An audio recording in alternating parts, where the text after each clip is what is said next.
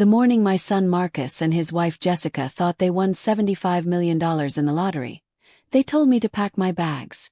We need the space, Mom, and frankly your disability check is not worth the hassle anymore. Time to find a nursing home.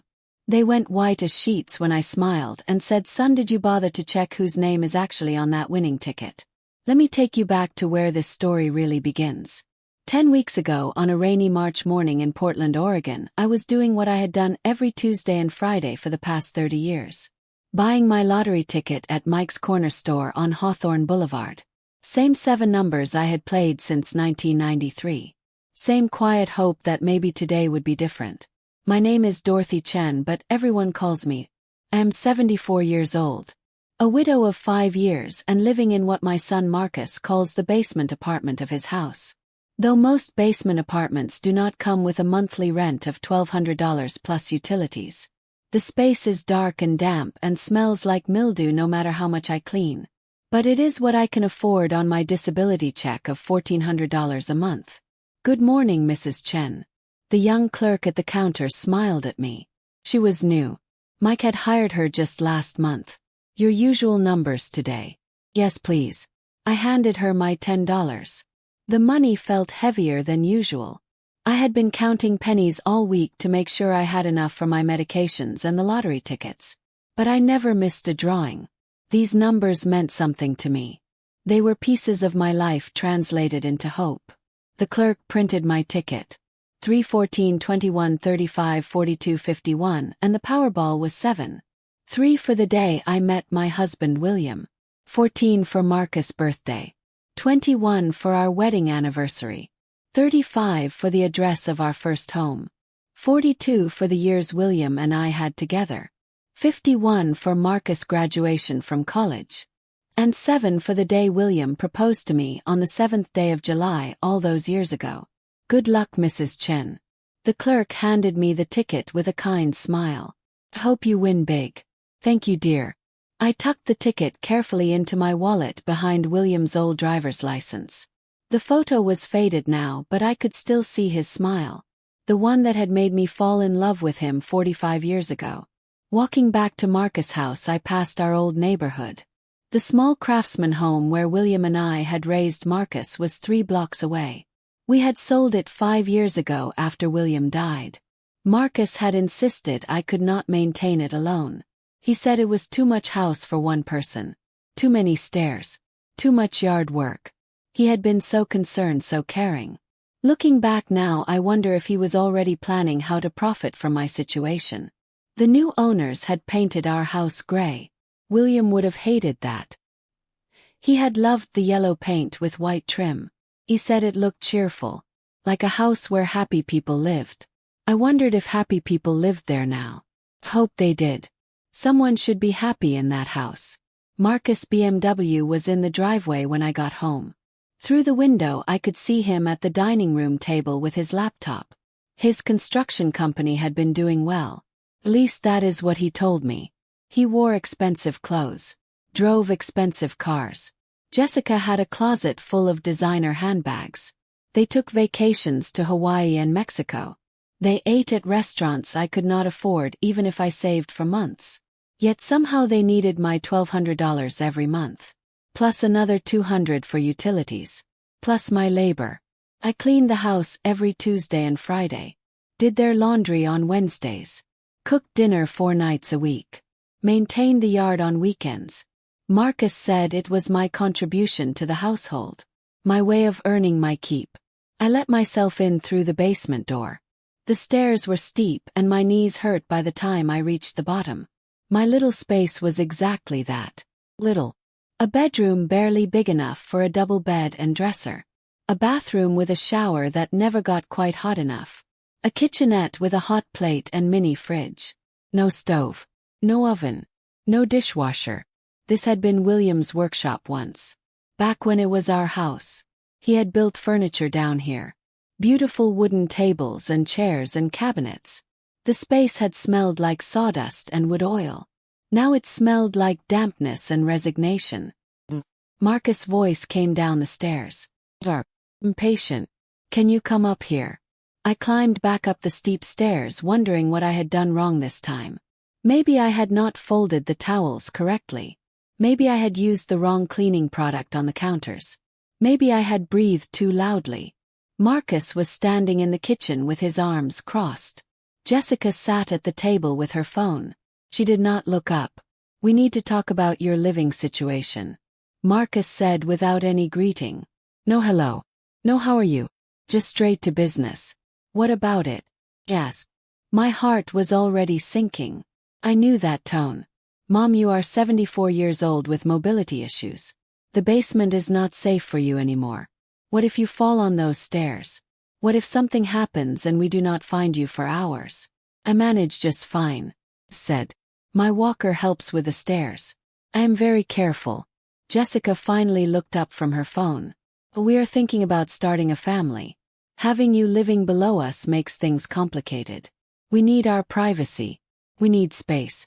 They had been saying they were starting a family for 4 years now. Ever since they got married. It was always the excuse. "We need the extra bedroom for a nursery.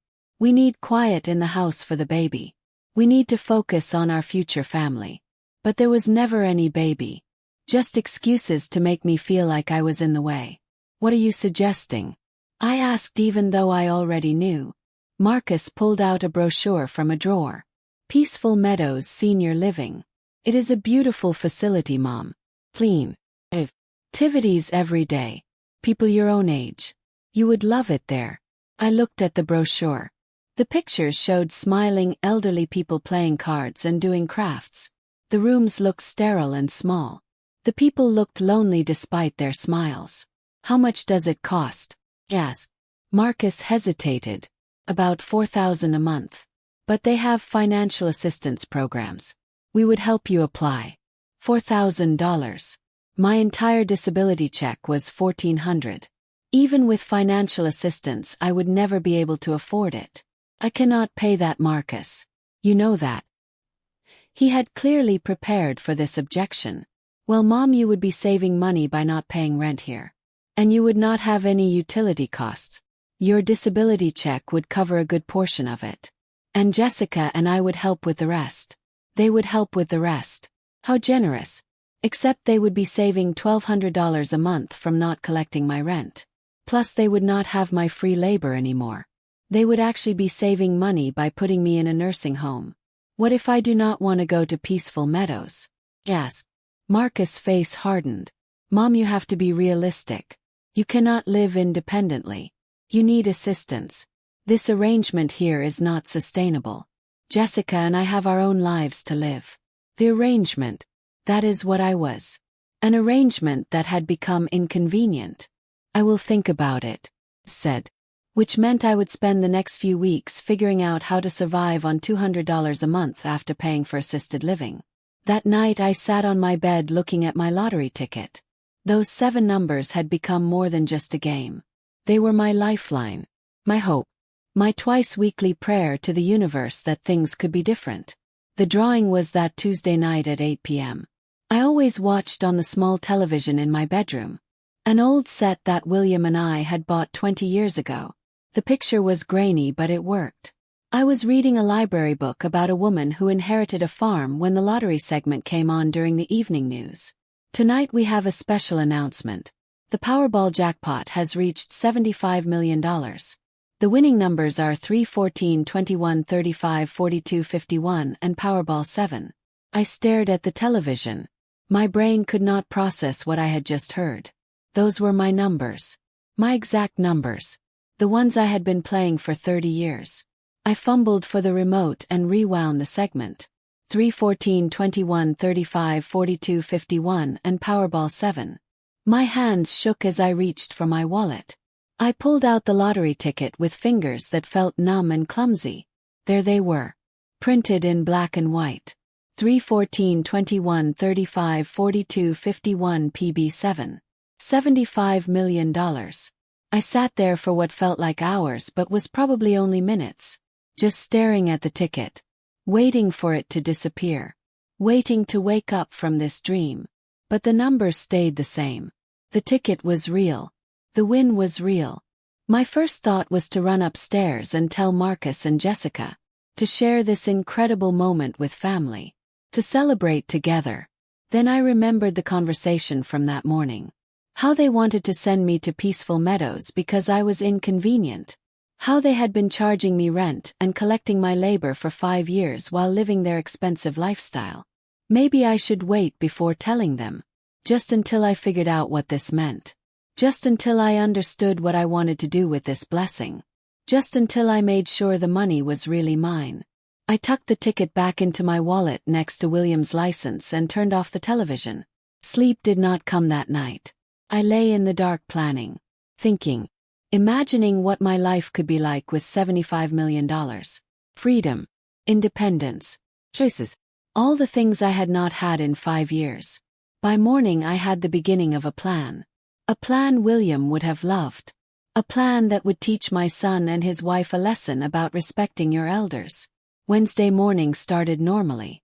I heard Marcus and Jessica upstairs getting ready for their day. Showers running. Coffee brewing. The sounds of their busy, important lives. I made myself toast on my hot plate and instant coffee in my electric kettle. My breakfast routine had become so small. So limited. I used to make big breakfasts for William and Marcus. Pancakes and eggs and bacon and fresh fruit. Now I ate toast with margarine and drank instant coffee. Jessica called down the stairs. Can you come up here and help me find something? I climbed the steep stairs slowly. My knees were hurting more than usual. Maybe from the stress. Maybe from age. Probably both. Jessica was standing at the kitchen counter going through her purse. Then she picked up mine from where I had left it on the table the night before. Where did you put those coupons from Sunday's paper? She was rifling through my wallet like it was her own. They should be in the side pocket, said. My heart started racing when I realized what else was in my wallet. Found them. Jessica pulled out the coupons. Then she stopped. Her hand froze. She was staring at something in my wallet. Her voice was strange. I pitched. Is this? Did you buy a lottery ticket? My stomach dropped, but I kept my voice calm. Buy 2 every week. Same numbers for 30 years. Jessica was staring at the ticket like it was on fire. Do you know what the winning numbers were last night? Before I could answer, she was grabbing her phone. Typing frantically. Her face went completely white. Oh my God. Oh my God, Marcus. Her scream brought Marcus running from upstairs. What is wrong? Did something happen? Is someone hurt? The lottery ticket. Look at the numbers. Jessica shoved the ticket and her phone at Marcus with shaking hands. Marcus took the ticket. Looked at it. Looked at the phone. His mouth fell open. His face went through several shades of pale. The silence in the kitchen was so thick I could barely breathe. I watched both of them stare at the ticket. Then at me. Then back at the ticket. Finally Marcus looked up at me. Do you understand what this means? I understood exactly what it meant. But I wanted to see what they understood first. The next 3 hours were chaos. Jessica was on the phone calling everyone she knew. We won the lottery. $75 million. Can you believe it? We actually won. She kept saying we. Like she had bought the ticket. Like she had played those numbers for 30 years. Marcus had taken the ticket from Jessica and was examining it under every light in the house. This is real. He kept saying. This is actually real. $75 million. Jessica finished her phone calls and started pacing. Her marketing brain was working overtime. We need a plan. We need to call a financial advisor. Lawyer. Tax accountant. The claiming process is complicated. There are deadlines. Marcus, cancel all your appointments today. This changes everything. Everything for who I wondered. I sat at the kitchen table watching them plan my future. Mom, this is incredible, Marcus said. Life-changing. But we need to be smart about this. We need to make decisions carefully. What kind of decisions? Yes. Well, for starters, Jessica said in her professional voice. We need to think about security. Lottery winners get targeted. Harassed. You will need protection. Management. People who know how to handle this kind of money. People like them presumably. And living arrangements. Marcus added quickly. Obviously, this changes the conversation about Peaceful Meadows. With this kind of money, you could afford the best care facility in the state. Private nurses. The works. Still trying to get rid of me. Just with a higher price tag now. Or even better. Jessica's eyes lit up. We could buy a bigger house. Something with a proper guest suite for Dot. Totally separate but connected. Everyone gets their space. A guest suite they would own. That I would live in as their dependent. Just like now, except in a bigger house. There is one thing we should probably discuss. I said quietly. Both of them turned to look at me like they had forgotten I was there. The ticket is in my name. The silence was different this time. Not shocked excitement. Horrified realization. What do you mean? Marcus asked slowly. I mean, I bought this ticket with my money from my purse using the numbers I have played for 30 years. That makes it mine. Jessica's face went red. But you live here. We are family. That money, it belongs to all of us. Well, I said, standing up from the table with more strength than I had felt in years. Belongs to me. The look on their faces was something I would remember forever. The moment they understood that their basement tenant, their future nursing home resident, their source of monthly rent money, had just become independently wealthy. And they were about to learn that $75 million could buy a lot more than a nice house. Could buy freedom. Could buy justice. And it could buy the sweetest revenge a mother ever served to ungrateful children. The kitchen went completely silent. I could hear the refrigerator humming. The clock on the wall ticking. Car driving past outside. But inside, this kitchen time seemed to have stopped. Marcus said very carefully. Let's not be hasty here. Yes, technically the ticket is in your name, but we are family. We support each other. We share things. I almost laughed. Support each other. Like when they supported me by charging me $1,200 a month to live in their basement. Like when they supported me by making me clean and cook and do yard work for free. Like when they supported me by planning to send me to assisted living. You are absolutely right. I said, keeping my voice sweet. We do support each other. Which is why I have been supporting you with my disability check and free labor for 5 years. Jessica's business brain was working. I could see calculations happening behind her eyes. She was trying to find an angle. A way to salvage this. Honey, she said in her client voice. I think there has been a misunderstanding about our living arrangement. The monthly payment you make.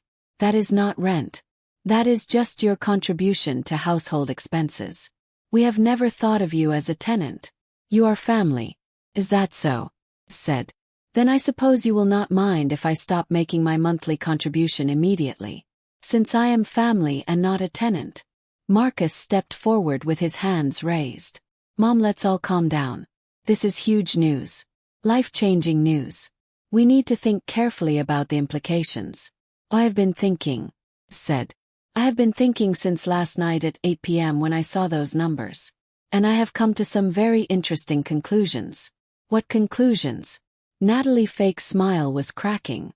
Well, for starters, I have concluded that $75 million is enough money for me to live very comfortably for the rest of my life. Without depending on anyone else for housing. The temperature in the room dropped. You cannot be serious. Marcus whispered. You would not just leave. Not after everything we have done for you. Everything they had done for me. Like charging me rent. Like treating me like hired help. Like planning to warehouse me in assisted living. I'm very serious. Said. In fact, I'm going to call the lottery office first thing tomorrow morning. Then I'm going to start looking for my own place. Marcus was panicking now. I could see it in his face. Mom, you cannot make major decisions when you are emotional. This is too big. Too complicated. You need help managing this kind of money. From who? From you. We are your family. We want what is best for you. I looked at my son. Really looked at him. When had Marcus become this person?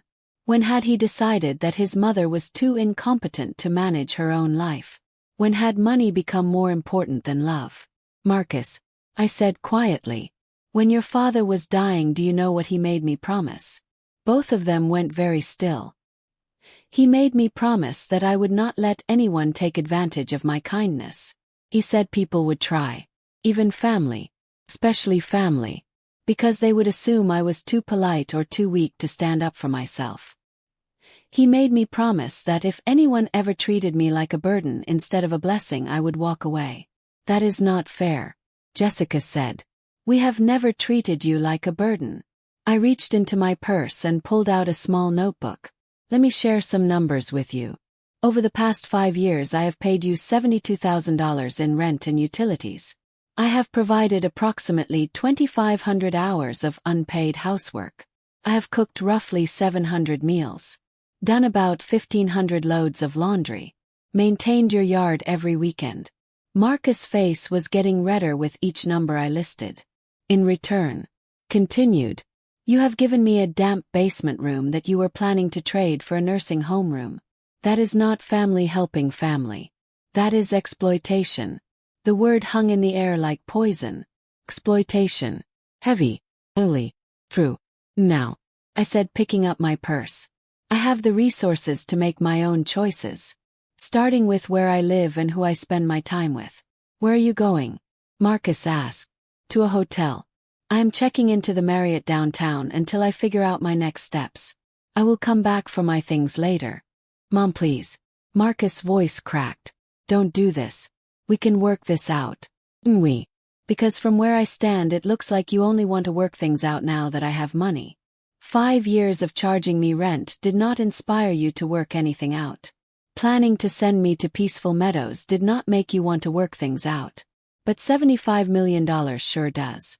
I walked to the door leading to the basement. I would pack a bag and leave. Start my new life right now. This morning. This minute. Jessica started crying. But I noticed they were the kind of tears people cry when they are losing something valuable. Not the kind people cry when they are genuinely sorry. I descended the steep basement stairs for what I hoped would be one of the last times. My little space looked even more depressing than usual. Dark and damp and small. I had lived here for 5 years. 5 years of paying rent to my own son. 5 years of feeling like a burden. 5 years of trying to be grateful for scraps. Packed quickly. Low. Toiletries. William's photo from the nightstand. My library books. Everything that mattered fit into 2 suitcases. That is how small my life had become. 2 suitcases and a wallet containing a lottery ticket worth $75 million. When I came back upstairs, Marcus and Jessica were sitting at the kitchen table. They looked shell-shocked. Like someone had just changed all the rules of a game they thought they were winning. I set my suitcases by the door. I will arrange to pick up the rest of my things next week. Marcus tried one more time. Please do not do this. We can figure this out. We can make changes. Things can be different. You are right. I said gently. Things can be different. But they need to be different because you want them to be. Not because I have money now. If you want a relationship with me going forward, it needs to be built on love and respect. Not financial arrangements. How do we do that?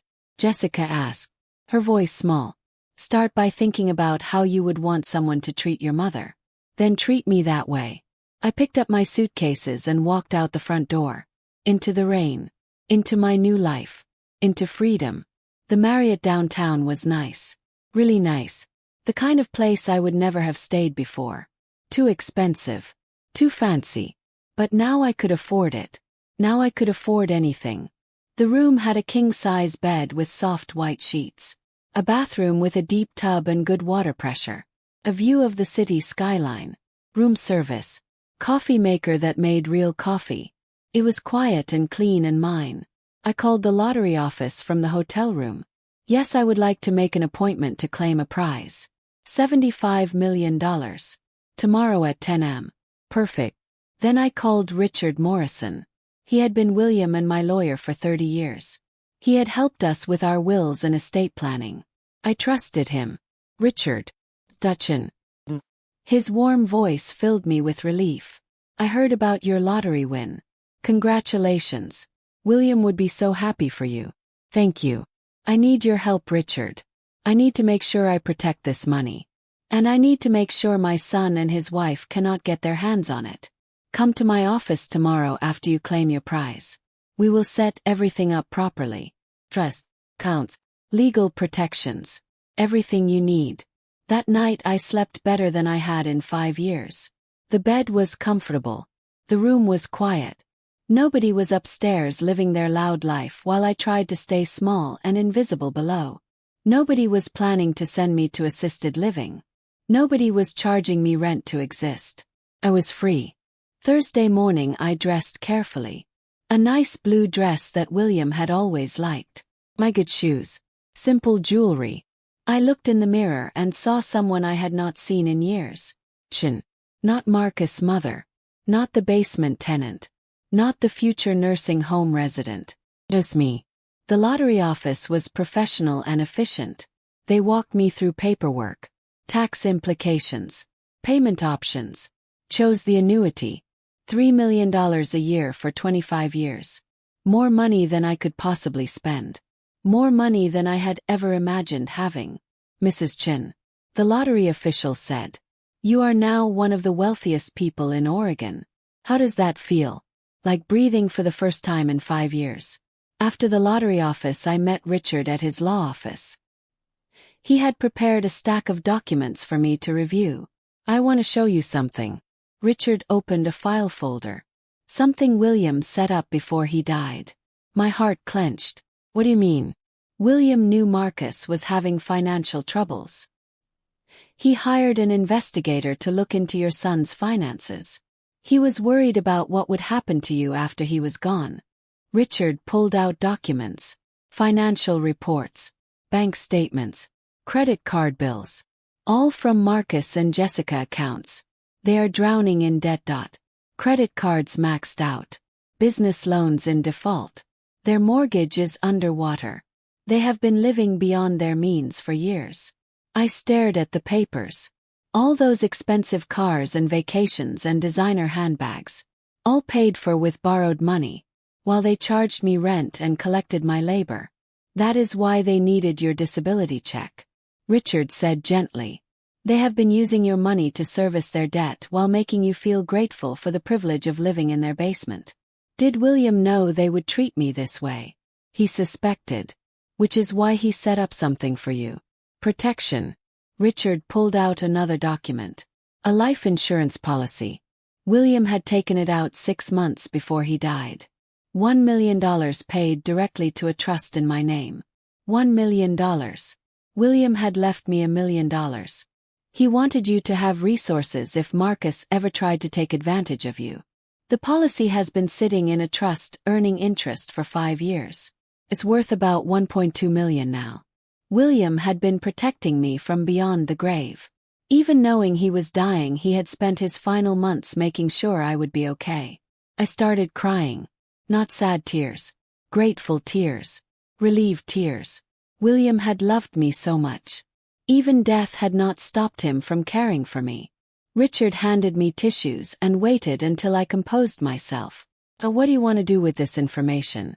I want Marcus and Jessica to understand what they have done. I want them to see how they treated me. And I want them to know that William knew. That he saw them clearly even when I could not. I can arrange that. Would you like to have a family meeting? Tonight. Their house. Tell them it's about estate planning and the lottery winnings. Don't tell them anything else. Richard smiled. William would be very proud of you. Hope so. Because I am about to do something he always told me to do. Stand up for myself. The family meeting was set for 7 p.m. I spent the afternoon shopping. Not for clothes or jewelry or anything expensive. I shopped for information. I went to the county records office and pulled up property records. I went to the courthouse and looked up financial judgments. I gathered evidence of Marcus and Jessica's financial situation. Everything William investigator had found and more. By 6 p.m. I had a folder full of documents that told a story of financial mismanagement and desperation. A story of 2 people living far beyond their means while bleeding their elderly mother dry. I arrived at Marcus' house at exactly 7 p.m. My old house. Where William and I had raised our son. Where we had been happy. The house looked different to me now. Darker. Colder. Like happiness had moved out along with honesty. Marcus and Jessica were waiting in the living room. They had clearly prepared. Jessica had her laptop open. Marcus had a notepad. They both had forced smiles. Marcus stood up. I'm so glad you came. We have been working on some plans for your lottery winnings. Financial strategies that will protect you. Protect me. That was interesting. Before we talk about my money, I said, sitting down, we need to talk about yours. I placed my folder on the coffee table. Marcus looked at it like it might explode. What is that? Jessica asked. It's a complete financial profile of your household, compiled by the same investigator your father hired before he died. Both of them froze. William was worried about what would happen to me after he passed away. So he did some research into your financial situation. He wanted to make sure you were stable enough to help me if I needed it. That is an invasion of privacy, Jessica said. Is it? More of an invasion than going through my wallet and finding my lottery ticket. I opened the folder. Marcus, you owe $86,000 in credit card debt across 11 cards. Your construction business has been operating at a loss for 2 years. You have 3 judgments against you from suppliers you have not paid. Jessica, you owe $48,000 in unpaid taxes for your marketing business. You have been keeping your company barely afloat by not paying yourself and borrowing against your credit cards. Your mortgage is underwater by $60,000. You are 3 months behind on your car payments, and you have been taking out cash advances to pay your basic bills. The silence was crushing. For 5 years you have been using my disability check to keep yourselves afloat. $1,200 a month went straight to your credit card payments. My free labor saved you thousands more. You were not helping me out of kindness. You were exploiting me out of desperation. That is not true, Marcus said weakly. We love you. We wanted you close. Did you? Then why were you planning to send me to Peaceful Meadows? Was that love? Or was it that you needed my basement for something more profitable? Like renting it out to a real tenant for $1,500 a month? Jessica started crying. Real tears this time. We did not know what else to do. We were drowning. The business was failing. The debt was crushing us. We thought if you lived here and contributed it would help everyone. Contribute, said. Is that what you call it when you charge your mother rent to live in a damp basement while she does your housework for free? Mom, we made mistakes, Marcus said. Bad mistakes. But we are still family. That has to mean something. Does mean something. I opened another document. It means that William loved me enough to protect me from you.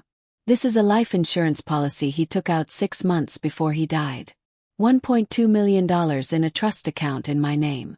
Money you never knew about because he did not trust you with it. William left you money. Jessica whispered. He left me protection. He left me options.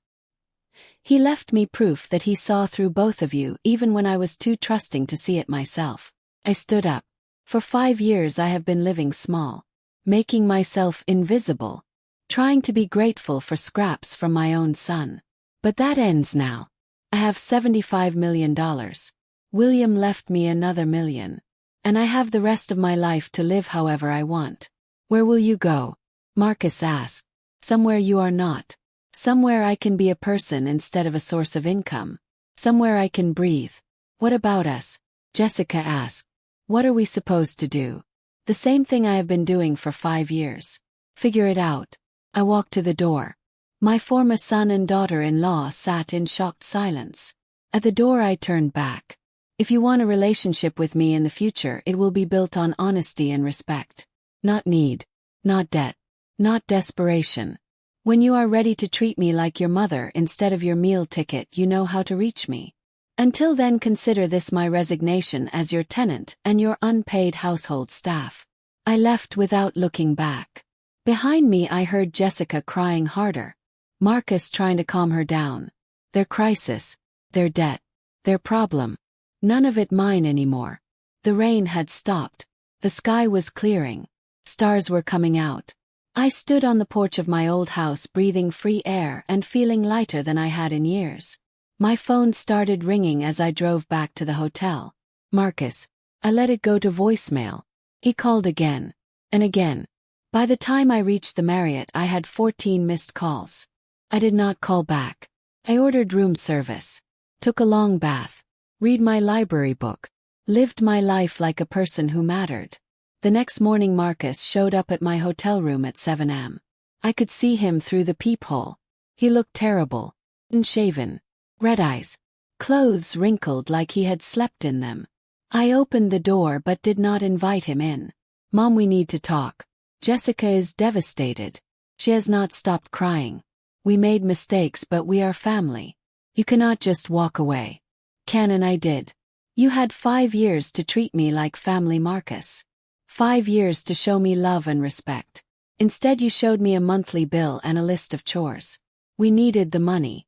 Everyone needs money. That does not give you the right to exploit your mother. What do you want from us? How do we fix this? I want you to think about what you have done. Really think about it. Not because I have $75 million. But because you charged your widowed mother rent to live in a basement while grieving the loss of her husband. I want you to think about the fact that your father saw what you were doing and it worried him so much he spent his dying months protecting me from you. Marcus' face crumpled. He started crying. Real sobs. The kind that shook his shoulders. Dad knew. He knew, and he did not even talk to me. He just left her money. He left me options, Marcus. Because he knew someday I would need them. He was right. I'm so sorry, Mom. I'm so sorry. Sorry is a start. But it's not enough. Sorry does not erase 5 years of feeling like a burden in my own son's house. Sorry does not give me back the dignity I lost every time I paid you rent to live in a basement. Sorry does not undo the plans you made to warehouse me in assisted living. What can I do? Marcus asked through his tears. Tell me how to make this right. Start by getting your own life in order. See a financial counselor. Deal with your debt. Stop living beyond your means. And maybe when you have learned to respect yourself, you will remember how to respect others. I closed the door gently but firmly. Marcus stood in the hallway crying. I felt sad for him. But I felt sadder for the 5 years I had wasted trying to be small enough to fit into his life. The news of my lottery win spread fast. By Friday afternoon, every news station in Portland wanted to interview me. The story was irresistible. Elderly widow wins $75 million and exposes family exploitation. I agreed to one interview. Channel 12 News. They sent a reporter named Amanda Chen. No relation, but she reminded me of myself at her age. Interested in the truth. We sat in the hotel lobby. Cameras rolling. Amanda asked gentle questions and I answered honestly. Mrs. Chen, you won $75 million. How does that feel? Like breathing for the first time in 5 years. Like having choices again. Like remembering that I matter. You have been very open about your living situation with your son. Why did you decide to speak publicly about this? Because I know I am not the only elderly person being taken advantage of by family. I know there are other mothers and fathers and grandparents out there who are paying rent to their children, who are doing unpaid labor, who are being told they should be grateful for the privilege of being a burden. I want them to know they deserve better. What would you say to other seniors in similar situations? Know your worth. Understand the difference between family helping family and family exploiting family. And remember that respect is not optional. You raised your children. You do not owe them your dignity. What about your son? Do you think your relationship can be repaired?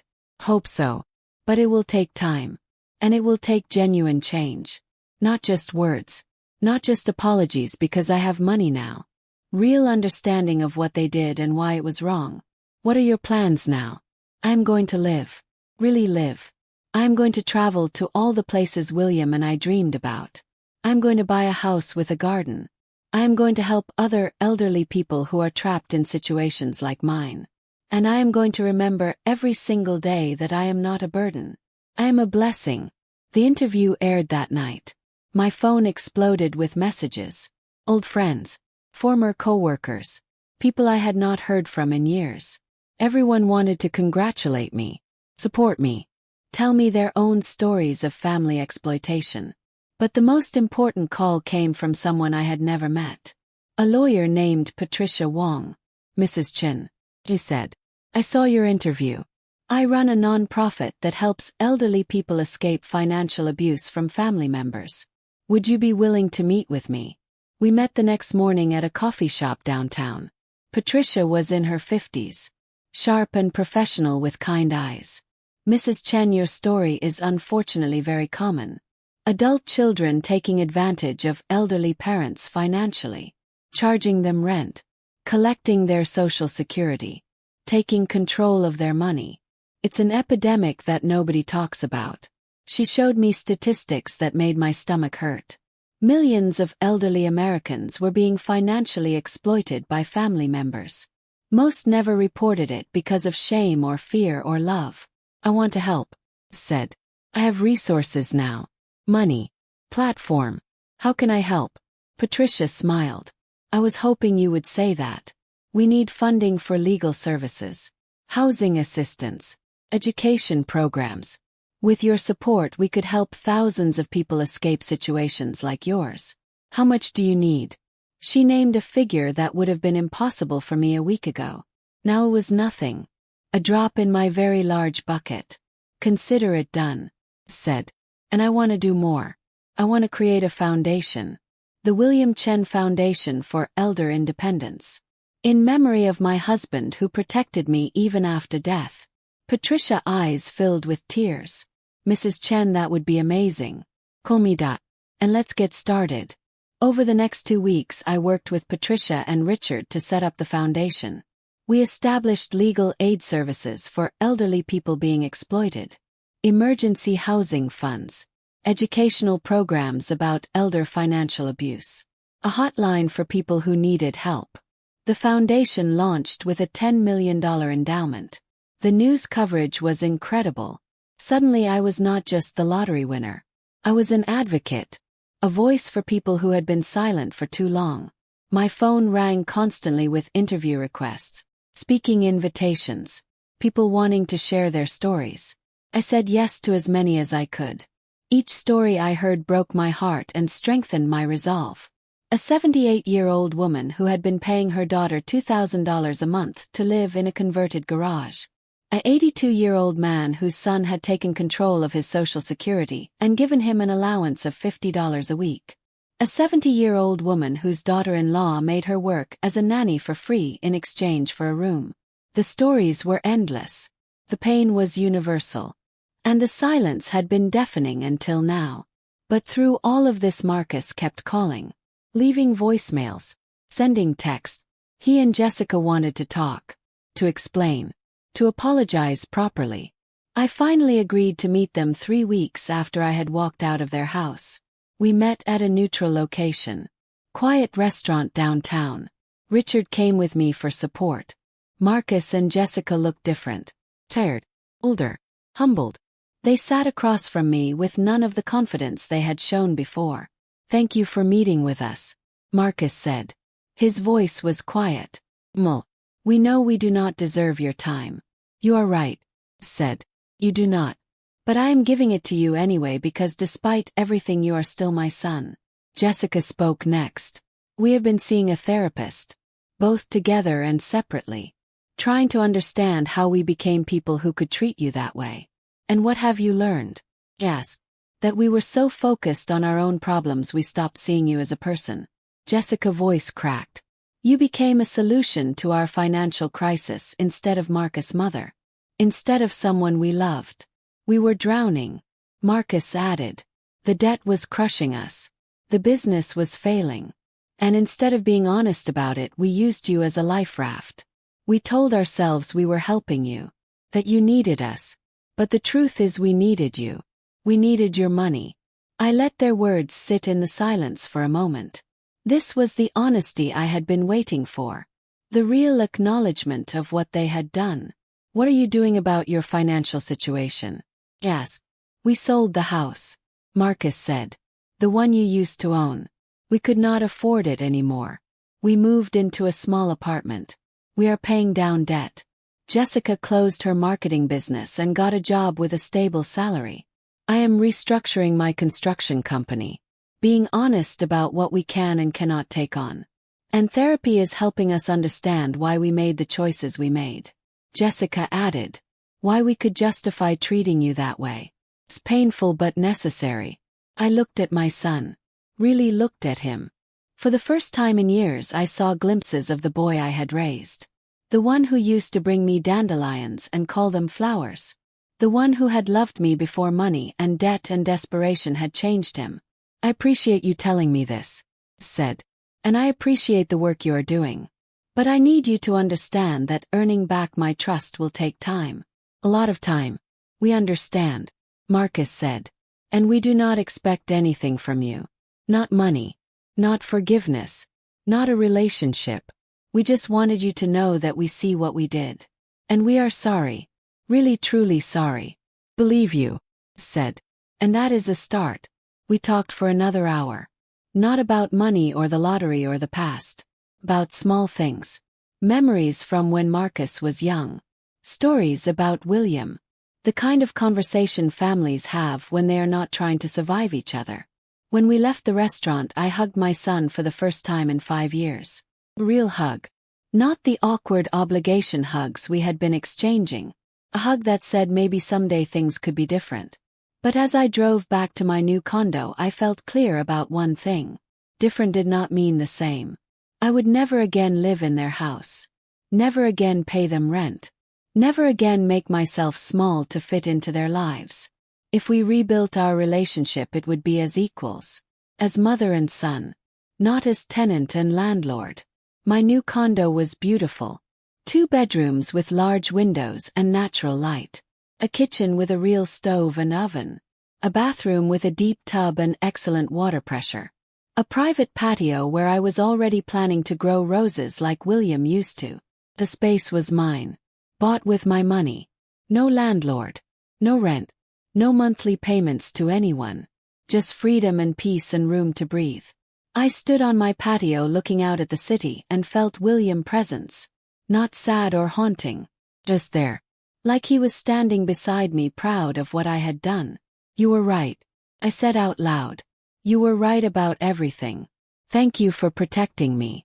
Thank you for loving me enough to prepare for this. Thank you for teaching me to stand up for myself even when it is hard. The wind picked up. Rustling the leaves on the trees. Felt like an answer. Like William saying you are welcome. Like him saying I love you. Like him saying now go live the life you deserve. And I plan to do exactly that. The foundation grew faster than I could have imagined. Within 2 months we had helped over 300 elderly people escape financial abuse situations. We provided legal services, emergency housing, financial counseling, support groups. The stories kept coming. Each one breaking my heart and fueling my determination. An 81-year-old man whose daughter had stolen his identity and taken out credit cards in his name. A 75-year-old woman whose son had convinced her to sign over her house, then kicked her out. A 73-year-old man whose family had isolated him and taken control of his pension. We helped them all. Legal action when necessary. Safe housing always. Therapy and support to heal from the trauma of being betrayed by the people they loved most. I became the face of the foundation. Doing interviews. Speaking at events. Sharing my story over and over to help others feel less alone. It was exhausting but fulfilling in a way I had never experienced. People started recognizing me on the street. Thanking me. Sharing their own stories. Telling me about their mothers or fathers or grandparents who needed help. I connected them all with Patricia and the foundation. No one was turned away. Everyone got help. The media attention also brought criticism. Some people said I was being too hard on Marcus and Jessica. That family should forgive. That I should share my lottery winnings with them. But for every critical voice there were 100 supportive ones. People who understood. People who had lived through similar situations. People who knew that forgiveness did not mean accepting abuse. I did not engage with the critics. I just kept doing the work. Helping people. Living my life. Proving every day that elderly people were not burdens. We were valuable. We were strong. We deserved respect. 6 months after winning the lottery, I was invited to speak at a national conference on elder abuse. The room was packed with social workers, lawyers, policy makers, People who dedicated their lives to protecting vulnerable elderly people. I told my story again. But this time I focused on something new. Not just the abuse but the recovery, the healing, the joy of reclaiming my life. For 5 years I lived small. I said from the stage. I made myself invisible. I accepted crumbs and called it love. I paid rent to my son and called it contribution. I did unpaid labor and called it family. But it was not love. It was not contribution. It was not family. It was exploitation. The room was completely silent. Winning the lottery gave me financial freedom. But the real freedom came from choosing myself. From saying no. From walking away. From understanding that I deserved better. Money helped but courage changed everything. The applause was thunderous. People stood. Some were crying. After my speech, dozens of people lined up to talk to me. Thank me. Tell me their stories. An elderly woman with tears streaming down her face grabbed my hands. My grandson has been stealing from me for 2 years. I knew but I did not know what to do. After hearing you I called a lawyer. I'm getting my money back. I'm getting my life back. Thank you. I hugged her tight. You did the hard part. You chose yourself. I'm so proud of you. That night in my hotel room I called Marcus. We had been talking every few weeks. Slowly rebuilding. The conversations were still careful. Still healing. But they were real. He sounded surprised. Is everything okay? Everything is fine. I just wanted to hear your voice. I am at a conference and I gave a speech today about everything that happened. How did it go? It went well. People responded. But Marcus, I want you to know something. I tell our story not to punish you but to help others. To give voice to people who are afraid to speak up. Understand? He said quietly. And I am glad you are doing it. What we did to you needs to be talked about. Other people need to hear that they do not have to accept it. How are you doing? Yes. Really. Better. The debt is slowly going down. Jessica and I are in a better place. We are learning to live within our means. It's hard but it's honest. Mom. I am proud of you. I know I do not have the right to say that. I know I lost that right when I treated you the way I did. But I am proud of the woman you have always been. And I am sorry it took losing you to remember that. Tears filled my eyes. Thank you, Marcus. That means more than you know. We talked for another 20 minutes. About small things. His work. My travels. The roses I was growing on my patio. The kind of conversation a mother and son should have. When we hung up I felt something shift. Not forgiveness. Not yet. But the possibility of it. The beginning of healing. The slow, careful rebuilding of something that had been broken. It would take time. Maybe years. Maybe forever. But for the first time I believed it was possible. That Marcus could become again the son I raised. That we could have a relationship built on love instead of need. A year after winning the lottery I bought a house. Not a condo. A real house with a yard and a garden and space for all the roses I wanted to grow. It was a small craftsman home with yellow paint and white trim. Just like the house William and I had owned. Just like the house where we had raised Marcus. But this one was all mine. Bought with my money. No mortgage. No rent. No landlord. Just mine. I spent weeks making it perfect. Painting rooms. Planting flowers. Hanging pictures of William and young Marcus. Creating a space that felt like home. Marcus and Jessica came to see it one Saturday afternoon. I had invited them carefully. Testing whether we were ready for this. Whether I was ready to let them into my space. They brought a housewarming gift. A framed photo of William and me on our wedding day. We found it in some boxes from the old house. Jessica said, "We thought you would want it." I took the photo with shaking hands. William looked so young. So happy. So full of hope for our future together. I had not seen this picture in years. "Thank you," I whispered. "This is perfect." We walked through the house together.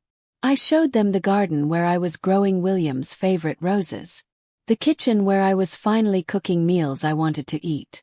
The spare bedroom I had set up as a craft room. "This is beautiful, Mom," Marcus said.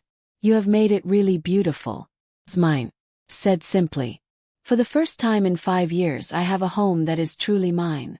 We had lunch on the patio. Sandwiches and lemonade. Simple and easy. The conversation flowed more naturally than it had in years. We laughed. We shared stories. We existed together without tension or obligation. As they were leaving, Marcus hugged me. Long hug. The kind he used to give me when he was young. "I love you, Mom," he said into my shoulder. "I know I did not show it. I know I hurt you. But I have always loved you. And I am going to spend the rest of my life proving that to you." "I love you too," said. "And I believe you." But Marcus, love is not just words. Love is action. Love is respect. Love is seeing someone for who they are and honoring that. "No," he said. "And I am learning. Every day I am learning." After they left, I sat in my garden surrounded by roses and felt peace. Real peace. Not the fake peace of accepting less than I deserved. But the real peace of knowing my worth and refusing to settle for anything less. The foundation continued to grow. By the second year we had helped over 1,000 people. We had established 5 regional offices. We had a staff of 30. We had partnerships with law enforcement and social services across the country. I was no longer just Chen, the lottery winner. I was Chen, the advocate. The voice for elderly people everywhere. The woman who refused to be silent about family financial abuse.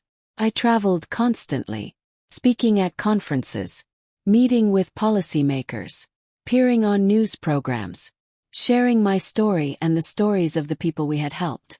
Each speech, each interview, each conversation felt like honoring William, like fulfilling the promise I had made to him, to never let anyone take advantage of my kindness, to stand up for myself and for others.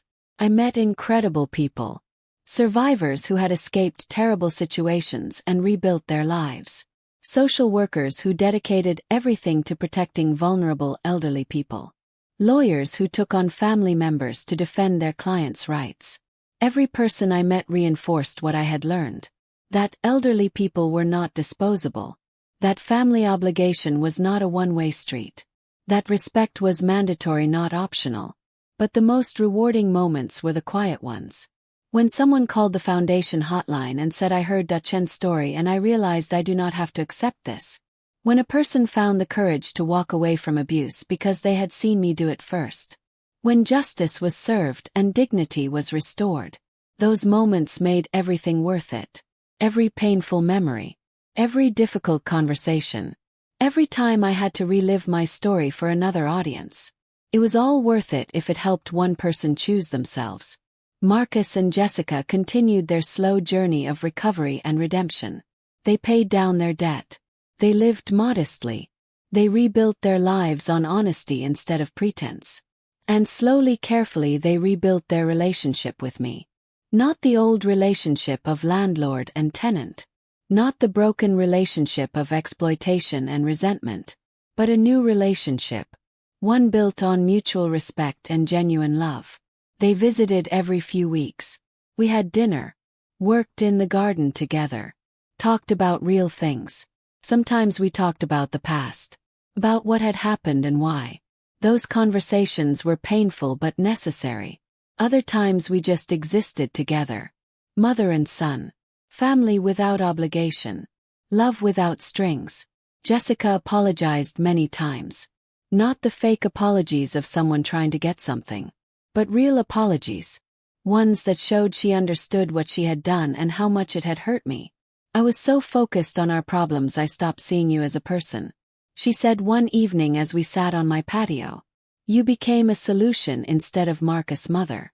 Instead of someone deserving of respect. I'm so ashamed of who I was." "You were desperate," said. "Desperation makes people do terrible things. But you owned it. Changed. That takes courage. Did you ever think you would forgive us?" she asked.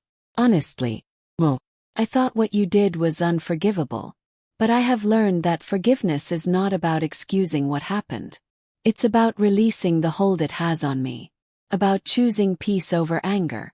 Do you think we will ever be close again? Don't know. But I know we are closer now than we were a year ago. And that is enough. 3 years after winning the lottery, I was invited to testify before Congress about elder financial abuse. It was the opportunity of a lifetime, a chance to influence national policy, to create real change on a massive scale. I sat in that congressional hearing room wearing my best blue dress, the same one I had worn to claim my lottery prize. I looked out at the senators and representatives and felt William's presence. This is it, my love. Thought. This is how we change everything. I testified for 30 minutes. Told my story. I shared statistics about elder financial abuse.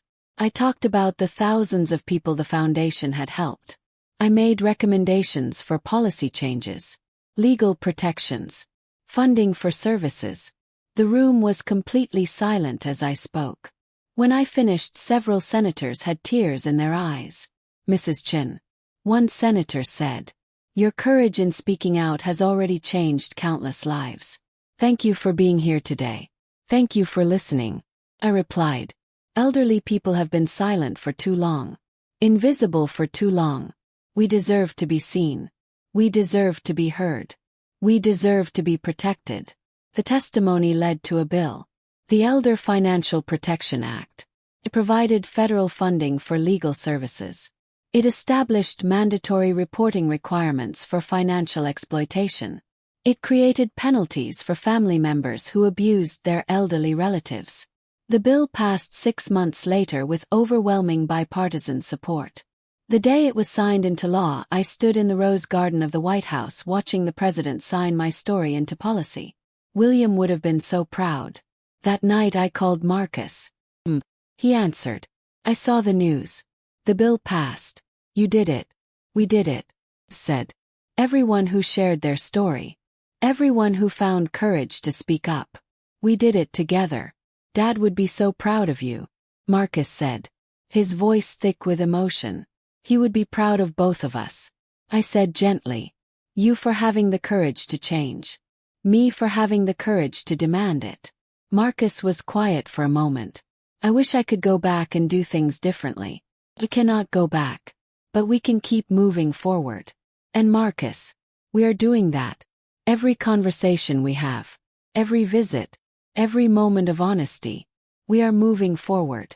Thank you for not giving up on me, Mom. Thank you for becoming someone worth not giving up on. By the 4th year, the foundation had helped over 5,000 people. We had offices in 12 states. We had a 24-hour hotline. We had partnerships with law enforcement agencies across the country. The stories still came. Each one unique. Each one heartbreaking. Each one proof that what had happened to me was not rare. It was epidemic. But now there was hope. There was help. There was a path forward for people trapped in situations like I had been. I continued speaking and advocating and sharing my story. But I also started living more. Traveling to the places William and I had dreamed about. Taking cooking classes. Learning to paint. Joining a book club. Making friends. I discovered that life after 74 could be rich and full and joyful. That I was not too old to learn new things. Not too old to make new friends. Not too old to build a new life. One afternoon I was working in my garden when Marcus and Jessica pulled up. They had not told me they were coming. I felt a moment of old anxiety. The kind that came from years of unexpected demands and obligations. But Marcus was smiling. Really smiling. Not the forced smile of someone who wanted something. A genuine happy smile. He said. "We have news." Jessica stepped forward. Her hand on her stomach. "We are pregnant. Finally, after all these years. We are going to have a baby." I stood up from the roses. Dirt on my hands. Tears in my eyes. A grandmother. I was going to be a grandmother. I hugged them both. Crying and laughing at the same time. "This is wonderful. This is such wonderful news. We wanted you to be the first to know," Marcus said. "Because Mom, you are going to be an amazing grandmother. And our child is going to know how strong and brave and amazing you are. That baby is going to know the truth," said. "About all of it. About what happened and why. About how we fell apart and how we came back together. Because that is what family is. Not perfection. Not pretending. but truth and growth and love that survives even when it's tested. We want that too, Jessica said. We want to raise our child with honesty, with respect for elders, with understanding that family is about love, not obligation. The baby was born 7 months later. A little girl with Marcus' eyes and William's smile. They named her Dorothy. After me. I held her in the hospital. This tiny perfect person who represented hope and new beginnings. Who represented the chance for our family to break old patterns and create new ones.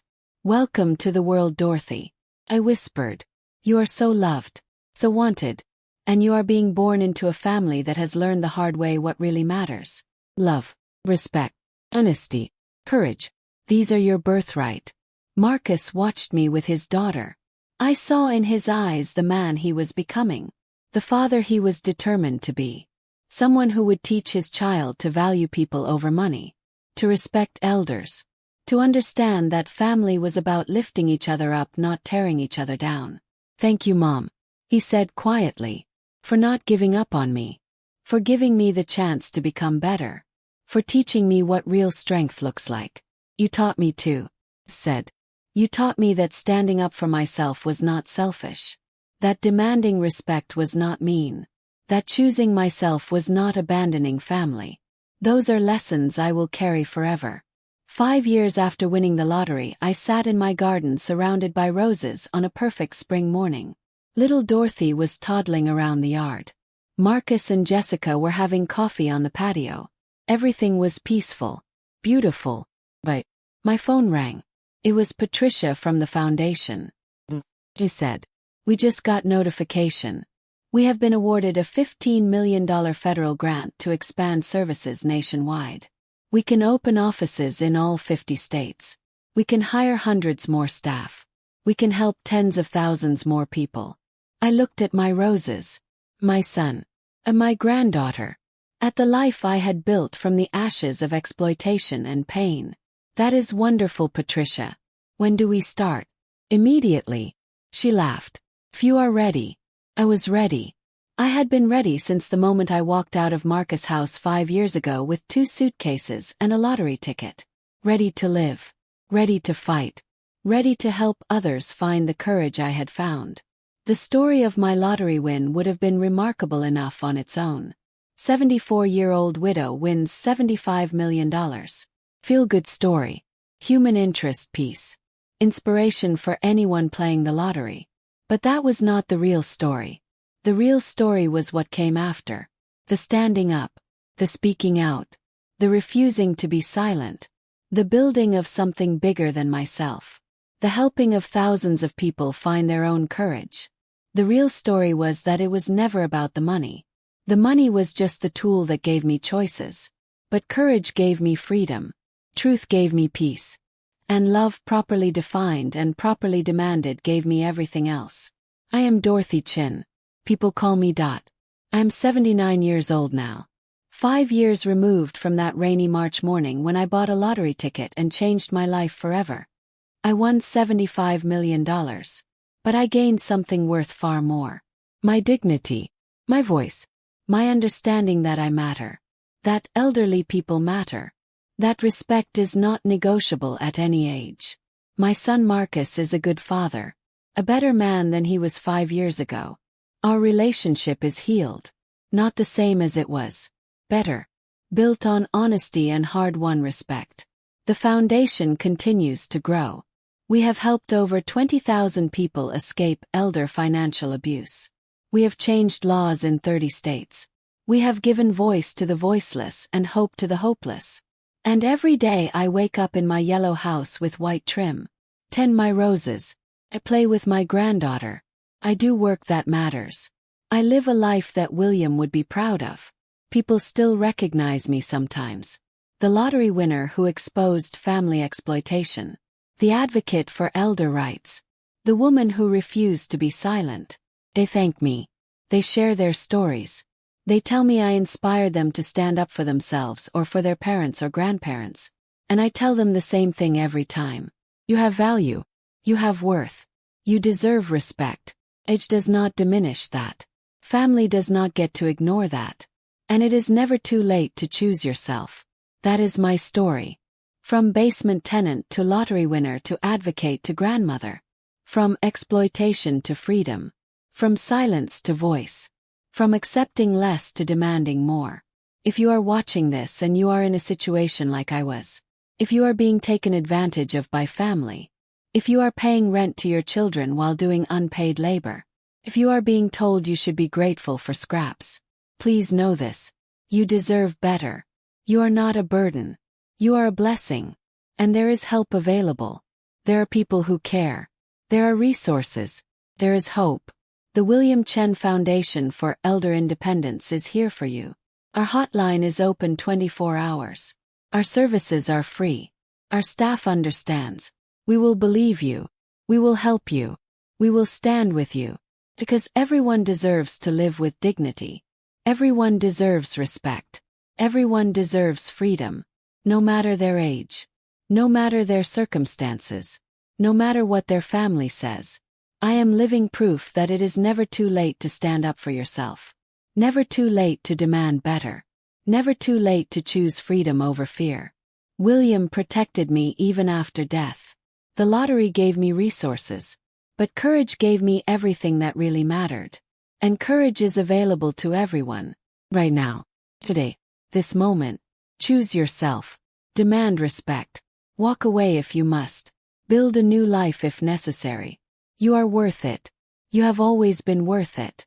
And somewhere someone who loves you is watching and cheering you on. Protecting you even from beyond.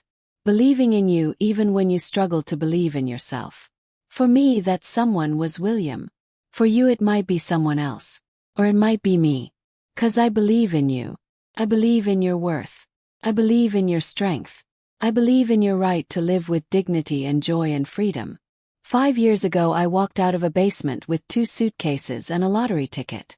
Today, I am living proof that it is never too late to reclaim your life. Thank you for listening to my story.